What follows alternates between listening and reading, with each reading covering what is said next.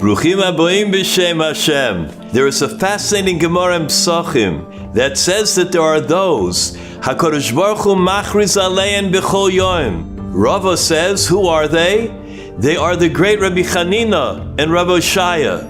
What did Rav Chanina and Rabbi Oshaya do that was so great that Hashem was machriz, that Hashem singled them out and praised them every day? They were shoemakers in the marketplace in Eretz Yisrael. There were immoral women that used to come into the store for shoes. And Rabbi Chanina and Rabbi Oshaya would never look up. They would always look down at the ground. The women couldn't get over it. They were shocked that the men shouldn't even look at us. After a while, their tzidkis became known throughout Eretz Yisrael. And in fact, even those immoral women, when they would take an oath, they would always say, by the name of the great tzaddikim in Eretz Yisrael, like those two who are shoemakers. There is a great koyach beyond our imagination in Shmiras Einayim, in just trying to guard our eyes, to be a little bit more careful.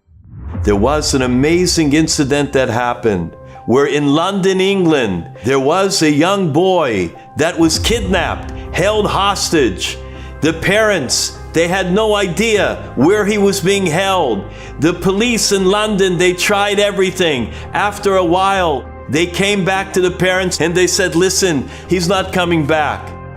But parents that have emunah shalema, they don't accept these kind of words. They went to Eretz Yisrael to go to the great Rabbi Meir Abuchatzera Zecher Tzadik Livrocha Schuso Yogen Oleinu, the son of the great Baba Sali, who since this boy Meir was a little boy, guarded his eyes, always put the covering over his eyes, never saw anything that he shouldn't in the world, even a behemoth tamea, even a chaya. As soon as the door opened, they began to cry. They broke down. Rebbe, you're our last hope. Rebbe Meir Abuchatzera called for them to bring him paper and pen. He sketched something and he said, do you recognize this? The father says, it looks like my house.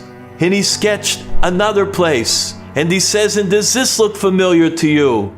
He says, yes, that is a building 3 blocks away. Rebbe Meir looked up at him and said, on the 3rd floor of that house, you are going to find your son. The police went. On the 3rd floor of the house, they found the missing son, the son that was kidnapped. He was brought back home, safe and sound. Vayimoin does in Khal Yisrael something that is beyond our imagination, to get people to be attuned, to be more careful, to watch their eyes, and we are all trying to be better. In the schus of the work of Vayimoin, in the schus of all of us who are trying so hard, Shmiras Einayim, may we find all of the hostages that we don't know where they're at. And may they all be returned home, safe and sound. Amen.